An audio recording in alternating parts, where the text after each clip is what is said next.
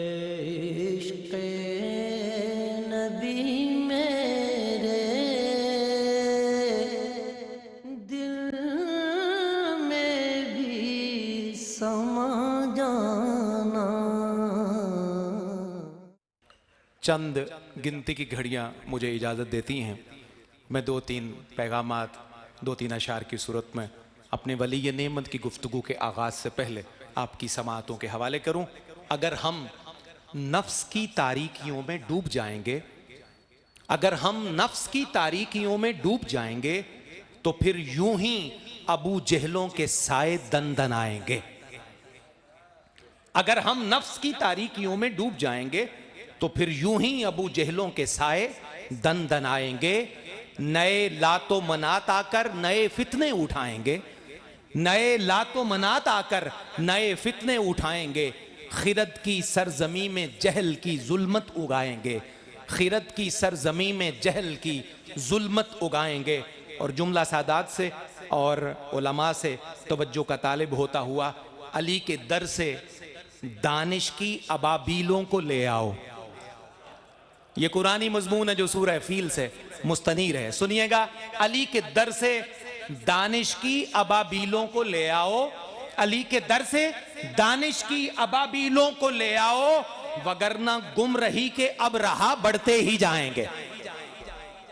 علی کے در سے دانش کی ابابیلوں کو لے آؤ، وگرنہ گمراہی کے اب رہا بڑھتے ہی جائیں گے، وگرنہ گمراہی کے اب رہا بڑھتے ہی جائیں گے، بڑھتے ہی جائیں گے۔ آخری شعر ہے ایک نعت کا، ایک منقبت کا مطلع، اور بات ختم کرتے ہیں۔ وارث احمد مختار کے پیچھے پیچھے، وارث احمد مختار کے پیچھے پیچھے، حق چلا حیدر کرار کے پیچھے پیچھے، حق چلا حیدر کرار کے پیچھے پیچھے۔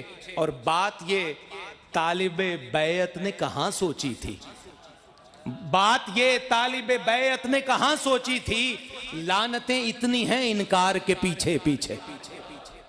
بات یہ طالب بیعت نے کہاں سوچی تھی، لعنتیں اتنی ہیں انکار کے پیچھے پیچھے، انکار کے پیچھے پیچھے۔ وارث احمد مختار کے پیچھے پیچھے، حق چلا حیدر کرار کے پیچھے پیچھے۔ حاضرین گرامی قدر اور ناظرین مکرم، ہمیں اپنے ولی نعمت کی گفتگو کی طرف بڑھنا ہے۔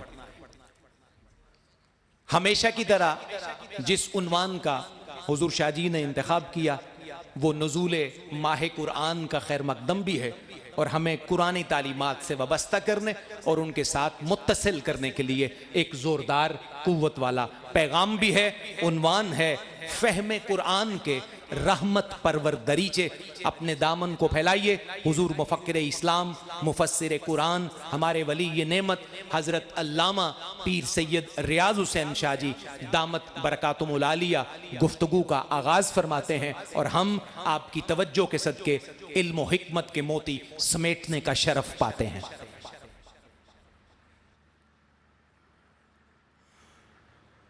الحمدللہ الحمدللہ رب العالمین، والعاقبۃ للمتقین الصالحین، والصلاة والسلام علی محمد المصطفیٰ الخاتم النبیین وعلی آلہ الطاہرین الطیبین واصحابہ اجمعین۔ اما بعد، فاعوذ باللہ من الشیطان الرجیم، بسم اللہ الرحمن الرحیم۔ وَلَقَدْ يَسَّرْنَا الْقُرْآنَ لِلذِّكْرِ فَهَلْ مِن مُدَّكِرٍ۔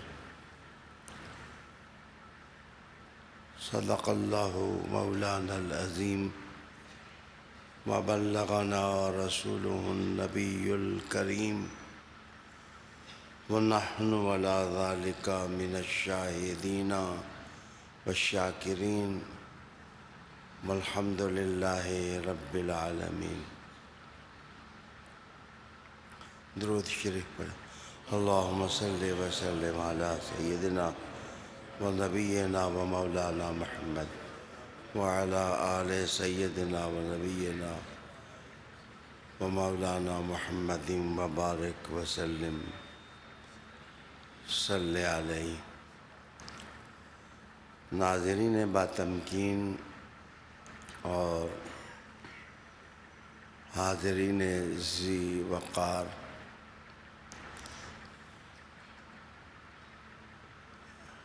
آج جس عنوان پر بعون اللہ الوہاب گفتگو کرنی ہے وہ فہم قرآن کے رحمت پرور دریچے ہیں۔ اسی کی مناسبت سے میں نے سورہ قمر سے ایک مختصر سی آیت تلاوت کرنے کی سعادت حاصل کی ہے۔ آیہ کریمہ کا تفسیری ترجمہ یہ ہے، اور بے شک ہم نے قرآن کو ذکر کے لیے آسان کر دیا ہے، بس ہے کوئی جو اس سے نصیحت پکڑے۔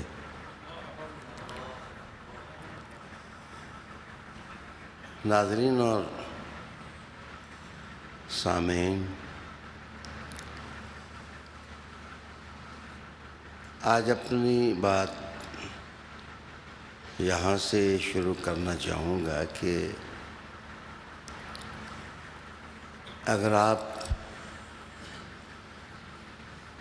اپنا کلام کسی کو سمجھانا چاہیں کہ آپ کی بات لوگوں کے دلوں میں اتر جائے، تو سب سے پہلا مرحلہ یہ ہوتا ہے کہ متکلم مخاطب سے اپنے آپ کو شفقت اور محبت اور رحمت کی بنیاد پر قریب کرے، اور سننے والے کو یقین ہو کہ مجھے جو آدمی بات سمجھا رہا ہے اس کے دل میں میرے لیے بڑی محبت ہے، پیار ہے۔ اگر آپ اپنے آپ کو مخاطب سے قریب نہیں کریں گے تو اس کی توجہ آپ کے کلام کو سمجھنے کی طرف پوری طرح نہیں ہوگی۔ دوسرا درجہ ہوتا ہے کہ سکاکی لکھتے ہیں کہ جب آپ کسی آدمی کو کوئی چیز سمجھانا چاہیں تو لفظوں کا انتخاب صحیح ہو اور میٹھا ہو، تاکہ سننے والا آپ کے لفظوں کو سن بھی سکے اور اپنے دل کی دھڑکنوں میں وہ جگہ بھی دے سکے۔ تیسرا درجہ یہ ہے کہ جو الفاظ اور کلمات ہوں ان کی معنویت سننے والے کو فائدہ بھی دے اور اس کو نقصان سے بچائے۔ چوتھا درجہ یہ ہے کہ آیا وہ بات جو آپ نے اپنے مخاطب کو پہنچائی اس کا تاثر کیا پیدا ہوا، اس میں عملیت پیدا ہوئی یا نہ ہوئی، اس سے اگلا درجہ یہ ہے کہ شوق عمل بھی فراوان ہو جائے، لیکن بندہ جو ہے وہ اپنے عمل سے عشق نہ کر سکے اور وہ اس کا حال نہ بن سکے، تو یہ جو باتیں میں مسلسل کر رہا ہوں یہ بلاغت کے بڑے اہم عناوین ہیں۔ قرآن حکیم اللہ کی کتاب ہے جس کا نزول رسول اللہ صلی اللہ علیہ وآلہ وسلم کے مبارک دل بابرکت سینہ پر ہوا، سب سے آخری کتاب بھی ہے اور کتابوں کا خلاصہ بھی ہے، گنجینہ ادب بھی ہے اور خزانہ رحمت بھی ہے۔ تمام انبیاء علیہ السلام کی دعوات سمٹ کر کے قرآن حکیم میں آ گئی ہیں۔ اس کا لہجہ دل آویز ہے اور اس کے حروف باشہامت ہیں، اس کی دعوتیں عظیم ہیں اور اس کی نوازشیں گہری ہیں جو نسلوں تک کو، انسانی نسلوں تک کو فیضیاب کرتی ہیں۔ میں یہیں عرض کرتا چلوں کہ بات کرنے کے پھر جو طریقے ہوتے ہیں جو علماء کے نزدیک، اس کو مختصر المعانی کا مؤلف بھی اشارتاً بیان کرتا ہے کہ ایک طریقہ ہوتا ہے عقلی، اور جس وقت آپ میزان عقل میں کوئی تھیوری یا نظریہ یا فکر رکھیں تو بعض اوقات مصیبت بن جاتی ہے۔ مثلاً آپ پڑھانا چاہتے ہیں طالب علم کو اوکلیدس کا کلیہ قاعدہ اور اقلیدس کی ریاضتیں، تو اس کی شہرت اشکال سے ہے اور ایک شکل اثباتی ہے، تو جیسے میں آپ کے سامنے بیان کر رہا ہوں آپ کے پلے کچھ بھی نہیں پڑا ہوگا کہ میں نے کہا کیا ہے، کہ کسی شکل کا اثباتی ہونا، تو قرآن مجید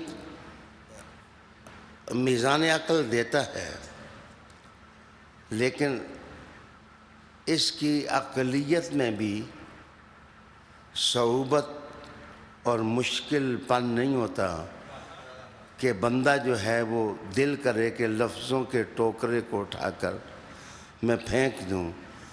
قرآن جنت کی خوشبو ہے، سننے والا اور پڑھنے والا بات عقلی بھی ہو تو اس کا دل کرتا ہے سبحان اللہ سبحان اللہ۔ ہاں، دوسرا طریقہ ہوتا ہے جذباتی، مثلا ہمارا جو ٹبر ہے جس سے ہماری تقدیر وابستہ ہے، وہ ہم سے محبت کرتے ہیں، ہم ان سے محبت کرتے ہیں۔ کبھی کبھی محبت چٹکیوں سے بھی بدل جاتی ہے، لیکن بہرحال محبت تو ہے۔ جذباتی خطابات ہمارا ورثہ ہے، اور جذباتیت میں آپ محسوس کریں گے کہ جو مقرر ہوتا ہے اس کی گردن کی رگیں پھول جاتی ہیں، اس کا تھوک نکلنے لگ جاتا ہے، اس کے جسم کی حرارت زیادہ ہو جاتی ہے، وہ اتنا ایموشنل ہو جاتا ہے کہ لفظ اس سے پھسلنے لگ جاتے ہیں، ترکیبیں اس سے بھاگنے لگ جاتی ہیں، اور وہ اپنے خطبے کو خود ہی ویران کر لیتا ہے۔ اور معاف کیجئے، لاؤڈ سپیکر کی پھر ضرورت محسوس ہوتی ہے کہ جس وقت سامعین کا رنگ بدلتا نہیں، سکوت کی چادر ان پر طاری ہوتی ہے، تو انسان لاؤڈ سپیکر پر غصہ نکالتا ہے، اور اس کے اندر منہ دے کے جس وقت وہ بات کرتا ہے، تو یہ جو نقشہ بنتا ہے یہ جذباتیت کا نقشہ ہے۔ تیسری چیز یہ ہوتی ہے کہ اسلوب اور سٹائل مقررین اس میں تمثیلات سموتے ہیں، جس کو آپ مثالیں کہتے ہیں، اور جس وقت مثالیں مقرر یا متکلم بیان کرے تو اصل میں یہ سامعین کی مدد کے لیے ہوتی ہیں، کہ جس بات کو وہ سمجھ نہیں سکے ہیں مقرر مثال دیتا ہے، وہ مثال دے کے سمجھاتا ہے، تو وہی بات شکوک و شبہات کو دور کر دیتی ہے اور دل اور دماغ میں پوری طرح اتر جاتی ہے۔ اس سٹائل کو تمثیلاتی انداز سے تعبیر کرتے ہیں۔ پھر ایک سٹائل ہے حکایاتی، کہ بندہ صرف کہانیاں بیان کرے۔ آپ نے میرے جیسے بہت سے مقرر دیکھے ہوں گے، وہ قصے بیان کرتے ہیں، اگر ان سے قصوں کی کتاب چھین لیں تو وہ کہتے ہیں کہ میرے دل میں درد ہو گیا ہے، آج خطاب نہیں ہو سکے گا۔ تو اصل میں قصے اور کہانیاں ان کا دامن وہ چھوڑ بیٹھتے ہیں، نسیان ہو جاتا ہے ان کو۔ ایک سٹائل یہ ہے۔ اچھا، ایک انداز روحانی ہے، گفتگو کا اور حسن تکلم کا۔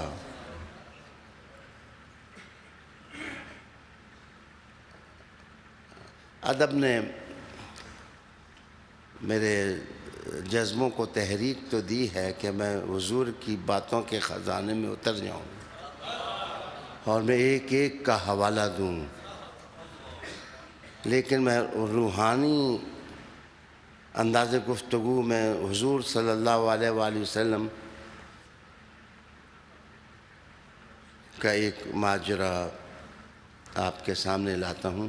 اس میں عقلیت کا زور نہیں ہوتا، اس میں جذبوں کی دوڑ نہیں ہوتی، اور اس میں منطق کی خشکی نہیں ہوتی، روحانی چیزیں روحانی ہوتی ہیں۔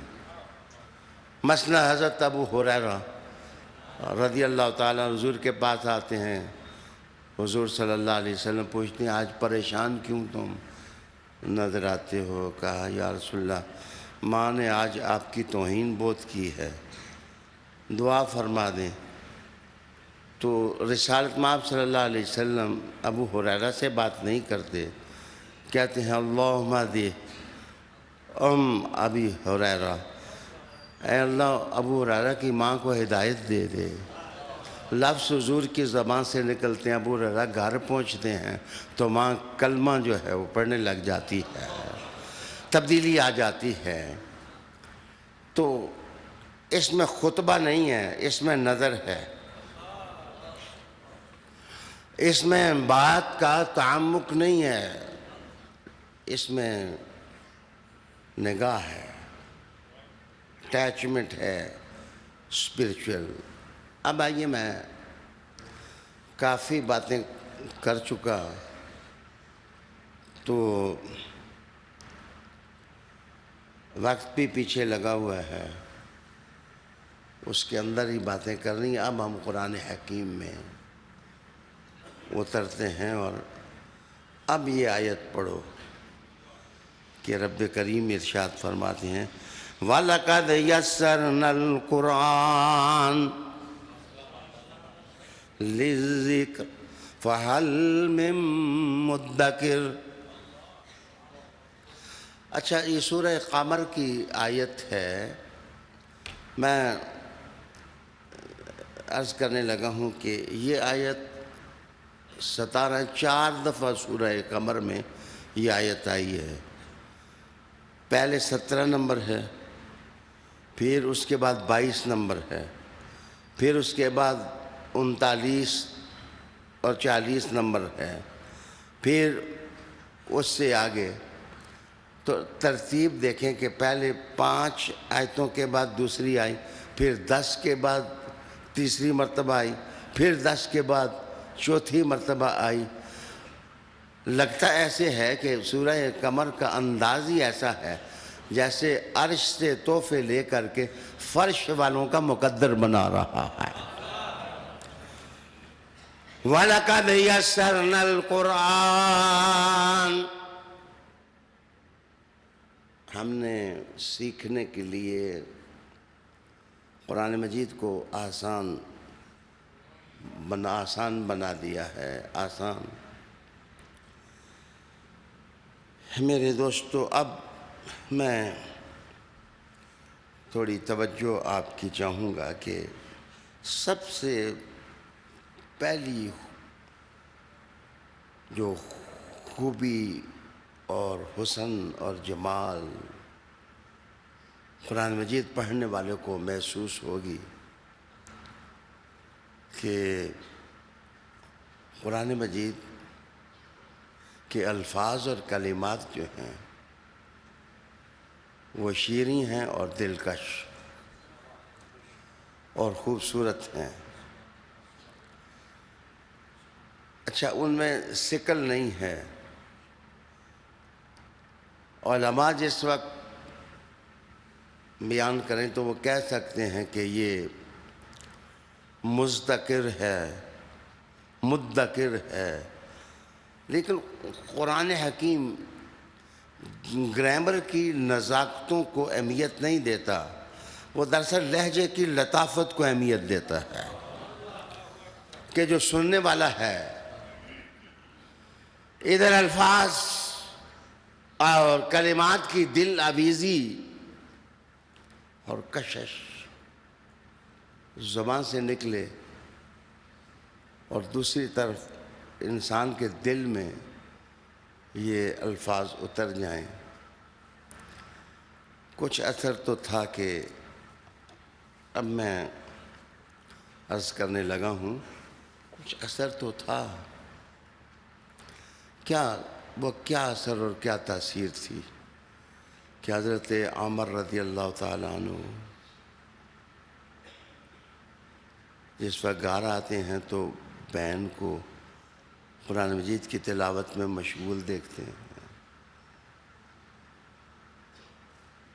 بہنوئی کی پٹائی کرتے ہیں، بہن کی بھی، اور سورہ طٰہٰ جو ہے وہ جس وقت پیٹے جانے والوں سے کہتے ہیں ذرا پڑھو، تو جناب الفاظ کی شہامت۔ حضرت عمر عرب تھے، وہ سمجھتے تھے کہ حسین لفظوں کی قیمت کیا ہے اور کلمات کی شیرینی کیا معنی رکھتی ہے، کیا اثر رکھتی ہے، تو وہ سنتے ہی رہ جاتے ہیں۔ دنیا میں وہ آدمی بڑا خوش بخت ہوتا ہے جس کے اندر ڈیسیجن پاور ہوتی ہے، اس کے اندر قوت فیصلہ ہوتی ہے، طاقت ہوتی ہے کہ وہ فیصلہ کرے۔ ہر آدمی فیصلہ نہیں کر سکتا۔ ابو بکر خلیفہ بنے رضی اللہ تعالیٰ عنہ، عمر خلیفہ بنے رضی اللہ تعالیٰ عنہ، حضرت عثمان خلیفہ بنے رضی اللہ تعالیٰ عنہ، حضرت علی خلیفہ بنے رضی اللہ تعالیٰ، حضرت حسن المجتبی خلیفہ بنے رضی اللہ تعالیٰ عنہ۔ تو ان سب کے اندر قوت فیصلہ تھی، قوت تھی، طاقت تھی کہ وہ فیصلے کر سکتے تھے، اور کیے انہوں نے۔ اور 30 لاکھ مربع زمین کی چابیاں اللہ نے ان عرب کے فقیروں کو عطا فرما دی۔ خادمین تھے، رسول اللہ علیہ السلام کے نوکر تھے۔ تو حضرت عمر تاثر قرآن سے اندر سے بدلے اور سیدھے حضور کی بارگاہ میں جا پہنچے، اور بہت بڑی چینج آئی۔ تو میری گزارش آپ کی خدمت میں یہ ہے کہ یہ نیا فلسفہ ہے کہ بس ایک آدھ آیت پڑھو، 2 آیتیں پڑھو، بس جو سمجھ آئیں وہ پڑھو۔ سمجھنا نور ہے، لیکن رسول اللہ علیہ السلام کے جو فرائض منصبی بیان کیے گئے ہیں ان میں تلاوت آیات ہے۔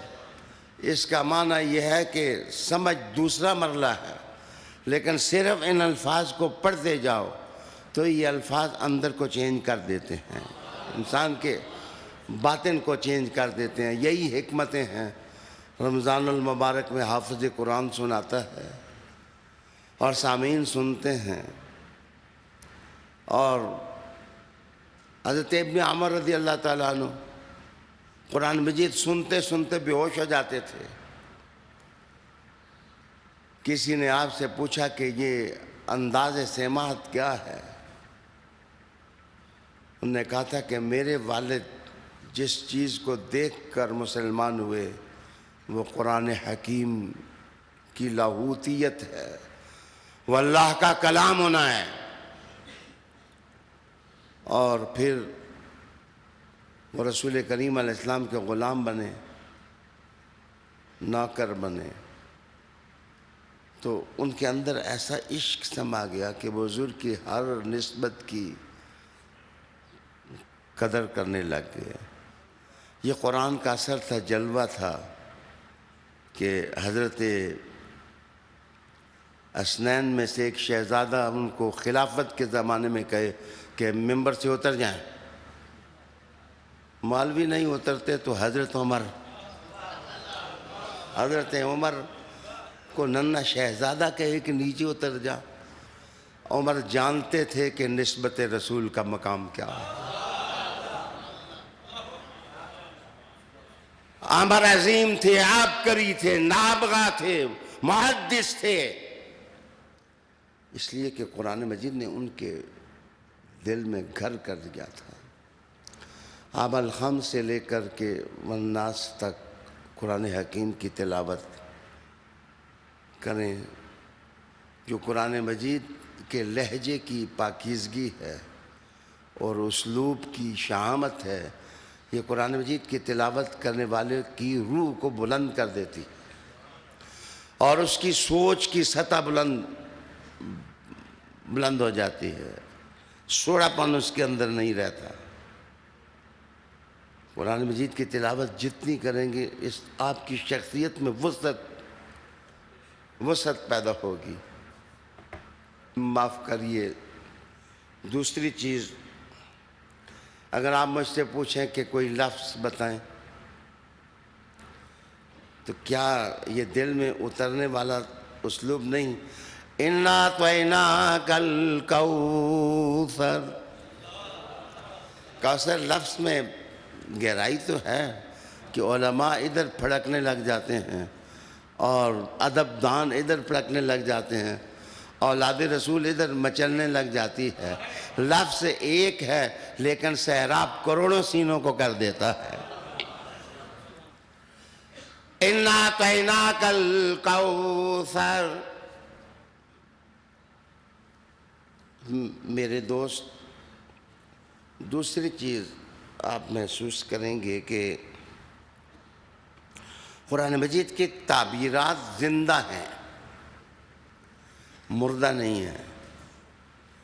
متکلم، خطیب، ادیب، رائٹر، مدرس یہ بھی ادب تخلیق کرتے ہیں، لیکن ان کی مردہ کتابیں اپنے ساتھ ہی مردہ ہو جاتی ہیں اور کوئی ان کو پڑھنے والا نہیں ہوتا۔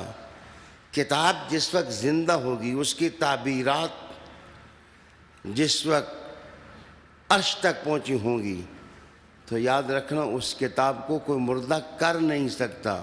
اگر مردہ کر سکتا ہوتا تو یزید بہت کچھ کر دیتا، لیکن زندہ حسین کے سر سے زندہ قرآن کی تعبیرات نے منوا لیا کہ قرآن کا پرچم دنیا کی کوئی قوت سرنگوں نہیں کر سکتی ہے۔ قرآن حکیم کی تعبیرات زندہ ہیں۔ تعبیرات کے حسن میں اگر میں اتروں تو وَالْعَصْرِ إِنَّ الْإِنسَانَ لَفِي خُسْرٍ، اس سورت کو پڑھیں ایسے لگتا ہے کہ ہر زمانہ سورہ عصر کی آبشار کے نیچے آ کے کھڑا ہو کے دھل جاتا ہے اور کہتا ہے مصطفیٰ کے سینے پر اترنے والے کلام سبحان اللہ، سبحان اللہ و بحمدہ، سبحان اللہ العظیم۔ زمانوں کا فلسفہ اور زمانوں کی حکمتیں ساری قرآن حکیم میں۔ اچھا، میں تیسری مثال آپ کے سامنے دینے لگا ہوں۔ قرآن مجید نے بھی مثالیں دی ہیں، تمثیلات اس کے اندر بھی ہیں، اور وہ تمثیلات سینے میں اترتی ہیں اور بات کو اس طرح سمجھاتی ہیں کہ جیسے قرآن کے لفظوں کی کوئی مثال نہیں، ایسے ہی قرآن مجید کی مثالوں کی بھی کوئی مثال نہیں۔ صرف ایک جگہ توجہ آپ کی چاہوں گا، بے عملیت کو، انسان کے اندر عمل نہ ہونا، خصوصاً تورات کے حوالے سے اس مثال کو سماعت فرمائیں۔ مثل الذین حملوا التوراة ثم لم يحملوها کمثل الحمار۔ قرآن مجید نے کہا کہ یہ لوگ جو تورات ان کو کہتی بھی ہے کہ آخر میں ایک نبی آئیں گے، ایک رسول آئیں گے، لیکن یہ سمجھتے ہی نہیں ہیں اور اس رسول عظیم کی قدر نہیں کرتے اور ان کی صفات کو تسلیم نہیں کرتے۔ تو قرآن مجید کہتے ہیں ان کی مثال ایسی ہے جنہوں نے تورات اٹھائی ہے، وہ نہیں اٹھاتے کمثل الحمار، جیسے مثال گدے کی ہوتی ہے، جیسے مثال گدے کے تھے یحمل اسفارا۔ اگر گدے کے اوپر آپ لاد دیں کتابیں تو مولانا مولوی تھوڑا ہی بن جاتا ہے وہ، تو اس کے اندر علم۔ اسی بات کو شیخ سعدی رحمۃ اللہ علیہ نے ایک جگہ اور کھولا اور بہت خوبصورت طریقے سے کھولا۔ کہتے ہیں نہ محقق بود نہ دانش مند، چار پائے برو کتابیں چند، خر عیسیٰ اگر بمکہ رود، باز آید ہنوز خر باشد۔ یہ شیخ سعدی رحمۃ اللہ علیہ کے اشعار میں نے آپ کے سامنے فارسی میں پڑھے، جن کا مفہوم یہ ہے کہ گدہ کبھی دانش مند بھی نہیں ہوتا اور نہ محقق زماں ہوتا، گدے تو گدے ہی، گدے گدے ہیں۔ اور یار میرے تلفظ میں غلطی نہ سمجھیں، گدے نہیں کہتا، گدھے۔ قرآن حکیم جو ہے وہ کہتا ہے کہ یہ تورات ان کی پیٹھ پر لاد دو تو یہ عالم نہیں ہو جاتے۔ بس صرف عبرت کے لیے اتنے لفظ تو کہہ سکتا ہوں، دنیا میں رہنے والوں کبھی سوچ لو کہ آپ نے کتابیں پیٹھ پر اٹھائی ہیں یا کتابیں دل میں اتاری ہیں۔ سوچنے والی باتیں ہیں. وہ قلم کا جو اپنے آپ کو لفظوں کا شہر یار سمجھتے ہیں، انہوں نے کتابیں پیٹھ پر اٹھائی ہیں یا ان کے دل پر بھی کوئی اثر ہے؟ جس وقت کتاب دل میں اترے تو پھر نبی کے گھرانے کی دہلیز بہت اونچی نظر آتی ہے. بہت اونچی نظر آتی ہے، بہت اونچی نظر آتی ہے. بندہ کھڑا ہی کنویں میں ہو تو اس کو کنویں کی تاریکی نظر آتی ہے، اس کو کیسے سیدہ زہرا کی روشنیاں نظر آئیں. میں کہتا ہوں احمد رضا فاضل بریلوی مولویوں کی دنیا کے جو کاخ سے اور کوڑے سے بنے ہوئے گھر تھے، ان کو رگید کر پائمال کر کے انہیں اپنے عشق کو راضی کر لیا. تیری نسل پاک میں ہے بچہ نور کا، تو ہے عین نور، تیرا سب گھرانہ نور کا. کہتے ہیں اگر عیسیٰ علیہ السلام کا گدہ، شیخ سعدی کہتے ہیں خرے عیسیٰ اگر بمکہ رود، اگر عیسیٰ علیہ السلام کا گدہ مکیوں پھیر آئے، تم بیدا کدی تربوز نہیں تھیندا، پامیں توڑ مکیوں پھیر لے آئیے.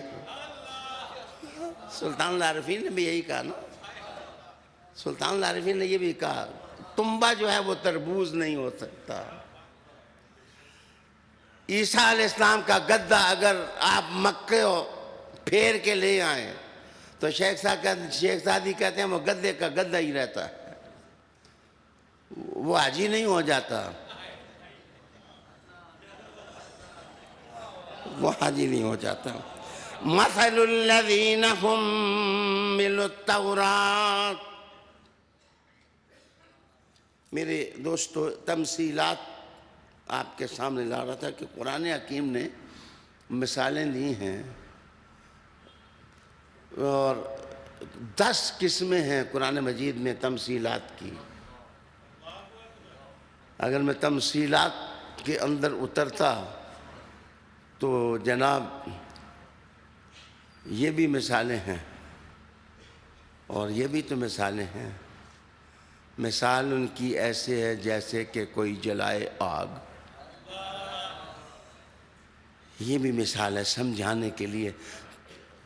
جو مقرر بدہی ہوگا خدا کی طرف سے گاڈ گفٹڈ انسان ہوگا، گاڈ گفٹڈ انسان کی زبان پر کبھی تم لچر باتیں نہیں سنو گی.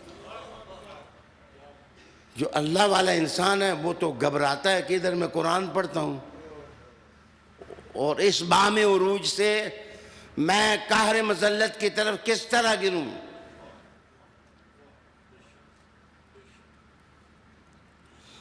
اللہ اکبر. وَلَقَدْ يَسَّرْنَا الْقُرْآنَ لِلذِّكْرِ فَهَلْ مِن مُدَّكِرٍ.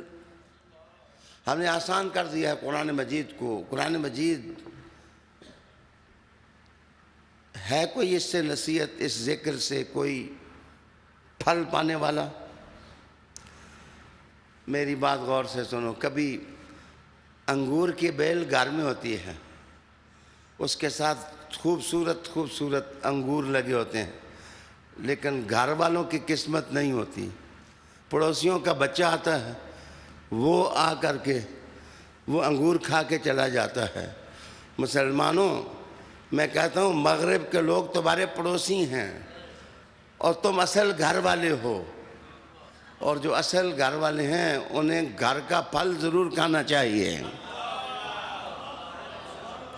اور جو گھر کے پھل کا محافظ ہوتا ہے وہ گھر والا ہوتا ہے.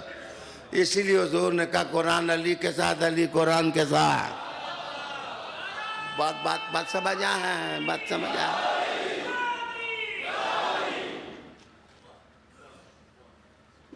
میں عرض کر رہا تھا کہ تمثیلات ہیں. قرآن مجید کی جو روحانی باتیں ہیں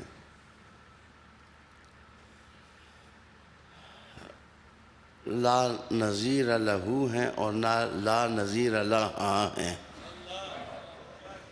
لہو بھی ہیں لہا بھی. سورہ کہف آپ پڑھیں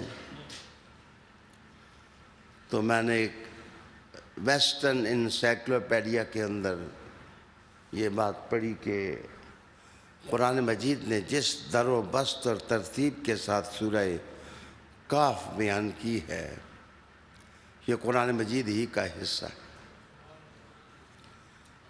ویسے میں عرض کروں کہ تین آیات جو سورہ کہف سے پہلی ہیں وہ سورہ بنی اسرائیل کی آخری آیات اور اس کی پہلی 10 آیات. اور یار میں کتنا اعلانیہ بات کر رہا ہوں. میری سرکار نے سند دیا ہے کہ جو آدمی روز یہ آیات 10 یہ 3 یہ 13 آیتیں وہی پڑھے گا جو 13 رجب کو مانتا ہے. یہ جو 13 آیات ہیں یہ پڑھے. سورہ کہف کی پہلی 10 اور سورہ بنی اسرائیل کی آخری 13. میرے حضور نے فرمایا اس کو محافظ چوکیدار رکھنے کی ضرورت نہیں. سورہ کہف خود اس کے گھر کی حفاظت کرتی ہے. یہ سورہ کہف جو ہے خود اس کی حفاظت کرنے لگ جاتی ہے. جو اسپرچول ایٹریبیوٹس ہیں جو روحانی عطیات ہیں قرآن حکیم کے میرے دوستو وہ اب میں کیا کہوں ہمیں تھوڑا سا روحانی ہونا چاہیے. اچھا آپ کہیں گے جو جذباتیت ہے قرآن مجید میں اگر ایموشنل ازم دیکھنا ہو وہ کہاں دیکھیں. قرآن مجید میں ایموشنز بھی ہیں جذبات کی بڑی پرورش کی گئی ہے. اچھا اب وقت تو اجازت نہیں دیتا. جہاں ایک بچے کی پیدائش کا ذکر ہے کہ ماں کے شکم میں وہ کس طرح پلتا ہے پیدا کس طرح ہوتا ہے پھر اولاد کے حقوق کیسے ہوتے ہیں. قرآن مجید کی یہ آیات پڑھیں جہاں یہ بیان کیا ہے. مجھے ایک ڈاکٹر صاحب نے کہا تھا میں نے اس کو کہا تھا کہ یہ مرد گائنک معاملات میں کیوں عورتوں کے قریب جاتے ہیں ان کو نہیں جانا چاہیے. تو مجھے اس ڈاکٹر نے کہا تھا کہ شاہ صاحب جس وقت بندہ ڈاکٹر بن جاتا ہے نہ وہ مذکر رہتا ہے نہ مؤنث. کہتے ہیں جو آدمی ڈاکٹر بن جائے اور بچہ جس طرح پیدا ہوتا ہے اس کا نقشہ اس کے سامنے آ جائے وہ کہتا ہے زندگی ساری اس کو پتہ چل جاتا ہے ماں کا مقام کیا ہے. تو قرآن حکیم جس جگہ یہ رشتے ناطے بیان کرتا ہے طلاق اور نکاح کے معاملات بیان ہوتے ہیں وہاں جا کر آپ قرآنی آیات کا مطالعہ کریں آپ کو پتہ چلے گا کہ میرے مصطفیٰ قرآن جس وقت پڑھتے تھے تو جذبات والے بھی مصطفیٰ کا آ کے طواف کرتے تھے اور احساسات والے بھی حضور پر درود و سلام پڑھتے تھے. میرے دوستو میں اب 4-5 منٹ صرف میری مدد کرتے ہیں تو میں صرف گنتا ہوں 2 اشارے کرتا ہوں. قرآن مجید کی داستان حق جو قصے قرآن مجید نے بیان کیے ہیں آج تک ان قصوں کی کوئی کڑی توڑ نہیں سکا اس زنجیر کو کوئی کھول نہیں سکا اور ان گرہوں کو کوئی واہ نہیں کر سکا. قصے قرآن مجید نے جس انداز سے بیان کیے ہیں مزے کی بات ہے کہ عہدنامہ عتیق اور جدید ہے اس میں قصوں کی ترتیب اور ہے. قرآن مجید نے اور ترتیب سے قصے بیان کیے ہیں. تو جہاں جہاں تبدیلیاں کی گئی ہیں، قرآن مجید جیسے پوری کتابوں کو پڑھ رہا تھا، اور بلا شبہ اللہ تو ہر دل کو جانتا ہے، تو واقعات کی کوئی کڑی جس وقت آپ دیکھیں گے وہ جھوٹی محسوس نہیں ہوگی، اور جس وقت قرآن کے حرف حرف سے صداقت کے جھرنے اور چشمے پھوٹے ہیں، تو میرے دوستو قرآن کو اٹھا کر کے سینے سے لگا لو اور اس کی تلاوت کو اپنا شعار بناؤ۔ میں عرض کروں گا کہ قرآن مجید اگلی بات تجربات انسانی سے بات کو اٹھاتا ہے اور تجربات کو نیگلیکٹ نہیں کرتا۔ اس کی مثال میں آپ کو دوں گا، قرآن مجید کہتا ہے مثل الجنت التي وعد المتقون، جنت کی مثال جس کا وعدہ متقی لوگوں سے کیا گیا، فِيهَا نَهَارٌ مِّن مَّاءٍ غَيْرِ آسٍ، اس میں پانی کی ایسی نہریں ہیں، پانی ایسا ہوگا جو باسی نہیں ہوگا۔ مجھے بتائیے باسی ہونا اور سجرہ ہونا یہ انسانی تجربے کی بات ہے، لیکن اللہ نے جس وقت جنت کو بیان کیا تو انسانی تجربات سے حقانیت کو کشیدہ اور کشید کر کے بتایا، یہ ہے معجزہ میرے محمد کے قرآن کا۔ اگلی ایک اسی جگہ کی مثال فرمایا کہ وَأَنْهَارٌ مِّن لَبَنٍ لَمْ يَتَغَيَّرْ طَعْمُهُ، اور یہاں دودھ کی نہریں ہوں گی اور دودھ ایسا ہوگا جس کا ذائقہ نہیں بدلے گا۔ تو یاد رکھیں کہ جس وقت آپ دودھ کو چیک کریں نا کہ دودھ خراب تو نہیں ہو گیا، اس کو سونگھا نہیں کرتے، اس کو انگلی کی لگا کر چکھا کرتے ہیں۔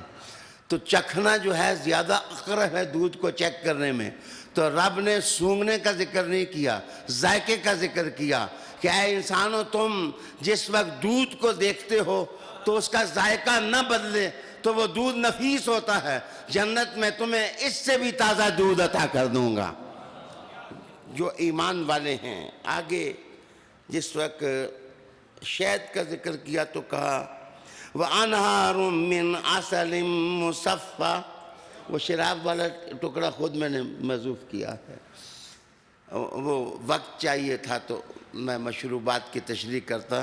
آگے کہا کہ شہد کی نہریں ہوں گی اور شہد بھی ایسا ہوگا جو صاف ہوگا۔ اصل میں چھتا جس وقت ٹوٹتا ہے تو شہد کی پہلی خرابی یہ نظر آتی ہے کہ اس میں ٹکڑے چھوٹے چھوٹے چھتوں کے نظر آتے ہیں۔ رب نے کہا جیسے صاف ستھرا شہد ہوتا ہے، میں جنت کے اندر تمہارے لیے نہریں بہا دوں گا۔ اس شہد کی تجربات کے ساتھ، انسانی تجربات کے ساتھ قرآنی عظمتوں کو اللہ عز سبحانہ نے بیان کیا۔ اس کے بعد تکرار ہے۔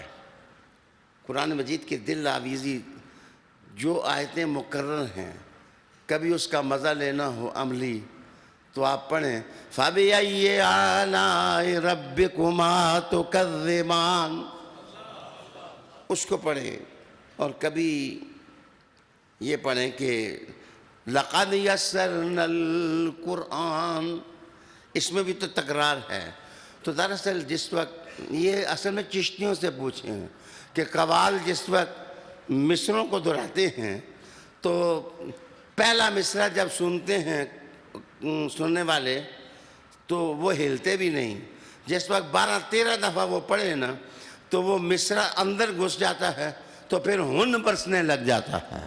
تو یہ ہن کس وقت برستا ہے؟ ہن اس وقت برستا ہے کہ جس وقت تکرار لفظ جو ہے وہ دلوں کے آ کر کے لوری دیتا ہے اور مفہوم انسان کو عشق کی دہلیز پر لے جاتا ہے۔ قرآن مجید بھی پڑھیں، یہاں آیتوں کا تکرار ہے، اور آیتوں کا تکرار ایسا ہے کہ بندہ اڑ کر کے مصطفیٰ کی دہلیز پر چلا جاتا ہے۔ لَقَدْ يَسَّرْنَا الْقُرْآنَ لِلذِّكْرِ فَهَلْ مِن مُدَّكِرٍ۔ اللہ اکبر۔ پھر میں آپ کو بتاؤں کہ قرآن مجید کے اشارے عمیق ہیں، قرآن مجید کے اشارے عمیق ہیں، گہرے ہیں۔ احباب کرام، جو وقت آج کا محودہ تھا وہ ختم ہوا چاہتا ہے. میں قرآن مجید کے صفات ہی میں ڈوبا ہوا ہوں ابھی، اور بس ایک لفظ کہہ کے سمیٹ لوں کہ آپ نے قرآن مجید پڑھتے ہوئے کبھی دیکھا کہ فما لہؤلاء لکھا فما لہؤلاء، اچھا لام زیر لے الگ لکھتے ہیں، فما لہؤلاء، ہؤلاء پر لام کو جوڑتے نہیں ہیں. قرآن مجید کی تحریر یہ ہے کہ لام کو الگ لکھا جاتا ہے. فما لی نظم الدرر کا مؤلف لکھتا ہے کہ اصل میں قیامت والے دن جس وقت نامہ اعمال لوگوں کے سامنے آئے گا تو ہر چھوٹی بڑی چیز جس وقت وہ ان کے سامنے آ جائے گی تو ان کی زبان کام کرنا چھوڑ دے گی. جیسے توتلا آدمی جو ہے کہتا ہے فما لی، تو قرآن مجید نے کہا کیا ہو گیا ہے اس نامہ اعمال کو کہ اس نے تو چھوٹی چھوٹی چیزیں بیان کرنی ہیں. اس لیے مصطفیٰ کا طریقہ ہے کہ لام الگ لکھو تاکہ پتہ چلے کہ محشر میں صورت کیا بنے گی. میرے دوست، فصاحت قرآن مجید اور بلاغت قرآن مجید پر تھوڑا سا عرض کر سکا. آپ کی خاص دعا چاہیے. بیمار بھی زیادہ ہوتا جا رہا ہوں، اب دن بدن گرتا جا رہا ہوں، تو اللہ تعالیٰ میری مدد کر دے. اسی ذکر کی حالت میں اگر اللہ اٹھائے تو بہت مہربانی ہے اس کی، بہت کرم ہے. تو دعاؤں کا طالب،